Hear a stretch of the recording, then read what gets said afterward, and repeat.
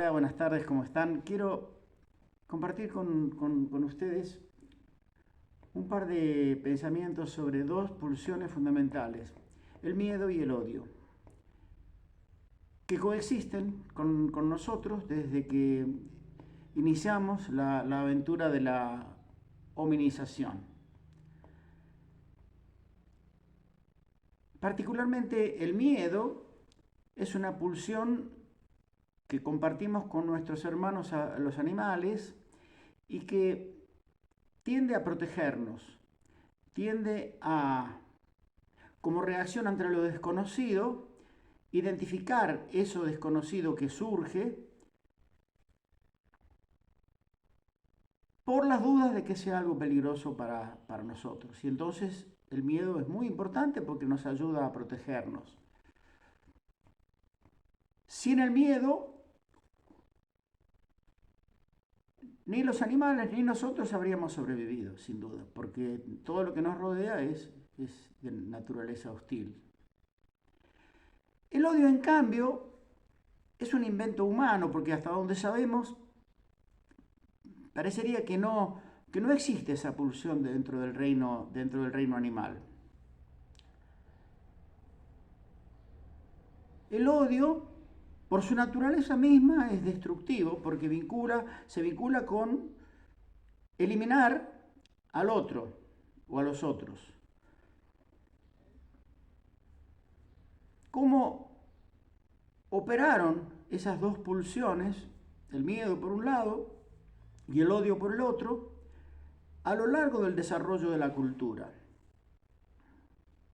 Habida cuenta que particularmente el odio es una verdadera construcción cultural, dado que no existe, hasta donde sabemos, en el resto de los animales. Cada que nos preguntemos cómo evolucionó eso a lo largo del desarrollo de la cultura. Vaya pregunta. Vamos a simplificarla. Siempre habitamos sociedades rígidas y basadas en una cultura de dominación. ¿Qué es una cultura de dominación? Implica una sociedad dividida, una sociedad con una grieta, por un lado los que dominan y por otro lado los que obedecen. El caso extremo es una cultura basada en el paradigma amo-esclavo.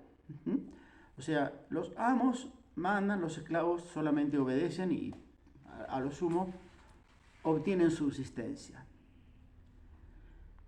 O sea, esa dominación puede ser manifiesta, como sería el caso que estoy describiendo, o encubierta, como por ejemplo podría ser en el caso de las democracias. ¿Cómo que la democracia es una cultura de dominación? ¿Acaso la democracia no es el gobierno del pueblo y para el pueblo? Sí, esa es la etiqueta. Pero si hacemos un análisis mínimamente histórico sobre la evolución de los procesos democráticos desde el autoritarismo hasta el presente, tendremos que darnos cuenta de que la democracia no fue ni un regalo de los dioses. Vino un día el Espíritu Santo y dijo, bueno, a ser democráticos, muchachos. No pasó así. La democracia surge a través de la lucha, cuando la opresión se exacerba, cuando el lugar para la mera supervivencia de los sometidos aumenta demasiado, llega un momento en que explota y surge una alternativa. Y la mejor alternativa dentro de las que han surgido en los últimos siglos es lo que llamamos la democracia burguesa, llaman unos, la democracia que se basa en el voto universal y tiene todas las características que todos más o menos conocemos. Pero entonces, ¿por qué estoy diciendo yo de que la democracia también es una estructura de dominación? Y porque cuando los poderosos tuvieron que conceder la democracia, lo hicieron a regañadientes, porque en su estructura, en su subjetividad, en su manera de ver el mundo, la igualdad les hace ruido, no les gusta, entonces aflojan un poco y después buscan sistemas para rebajarla esa democracia, para diluirla, para hacer lo que se llama hoy en día una democracia de intensidad media o de baja intensidad. ¿Y cómo hacen? ¿Cómo hacen para actuar de esa manera sobre las estructuras democráticas, de manera de que verdaderamente tengamos que decir con certeza de que se trata de una estructura de dominación? Bueno, ahora viene la razón por la cual empezamos hablando del miedo y del odio. Esas dos pulsiones básicas de la condición humana las saben usar muy bien los poderosos, sobre todo recientemente. Cuando digo recientemente me refiero a 150, 200 años. Entonces, utilizan el miedo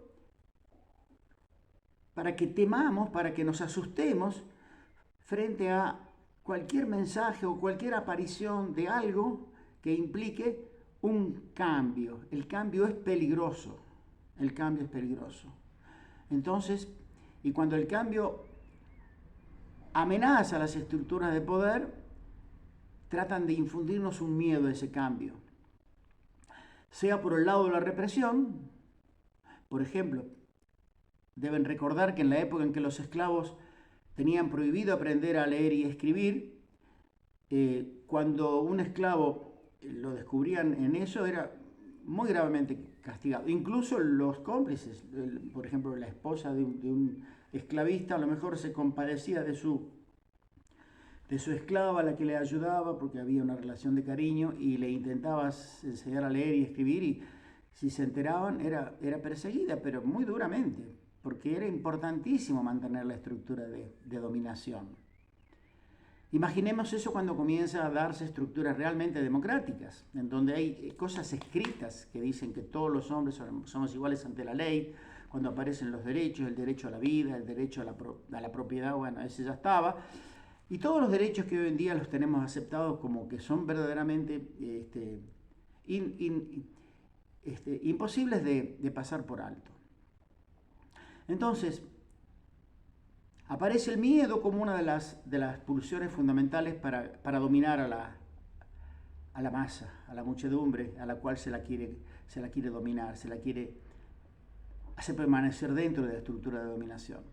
Y a continuación aparece una identificación de un enemigo, de alguien que tiene la culpa. Como las estructuras de dominación siempre son injustas, la realidad es que la gente que está por debajo, la gente, los que no están dentro de la clase poderosa, de la clase de los dueños, están sufriendo penurias. Entonces, hay una transformación en la ecuación de la penuria, y se los convence que los causantes de su penuria no son los poderosos, no son los ricos, no son los que manejan la estructura, sino que son otros, que son unos enemigos elegidos ad hoc para que sean el objeto del odio de los poderosos. Una vez conseguido eso, se consigue lo que se llama la demonización de los enemigos del poder. Y se inculca odio hacia esos personajes, que son en realidad personajes que son liberadores, que son los grandes reformadores o revolucionarios de la historia, que hay muchísimos ejemplos y que no los voy a meter acá porque es inútil, vamos a perder demasiado tiempo, pero ya sabemos quiénes fueron. Jesucristo, Gandhi, hasta nuestros días. Entonces, el odio como herramienta de dominación es fundamental. Particularmente, el dominado es alguien que no suele llevarse muy bien consigo mismo. No suele tener una muy buena imagen de sí mismo, porque si no, no aceptaría la condición de dominado, se rebelaría. Entonces es bastante propenso a la búsqueda de algún tipo de muleta, algo que lo ayude a sobrevivir. Y el odio es una muleta fundamental, porque el odio centra una vida mediocre, una vida que está más fundada en carencias que en realizaciones, Necesita algo, un objetivo, una militancia. Y el odio le viene bárbaro porque dice, lo que te pasa a vos es culpa de los planeros, es culpa de los políticos, es culpa de la corrupción de fulano, de Mengano, es Cristina que se robó un PBI. Los ejemplos los conocemos todos. Y entonces el tipo, la tipa, dice, eso era. En el momento en que se identifica al objeto del odio, ya no hace falta pensar más. No solo eso, sino que se cierran las puertas de la mente y del corazón para que el que odia se pregunte, dude, se diga, pero ¿qué? ¿Acaso será cierto que se robó todo? ¿Acaso puede ser que alguien que hizo 2000 escuelas, 15 hospitales, que 30.000 kilómetros de fibra óptica y una lista larguísima, a la vez haya podido robar? Bueno, esa pregunta, que es bastante obvia, no se la hacen. Porque si se hicieran una pregunta de ese tipo, tal vez dejarían de odiar. El que odia no puede dudar, porque es un sentimiento totalizador.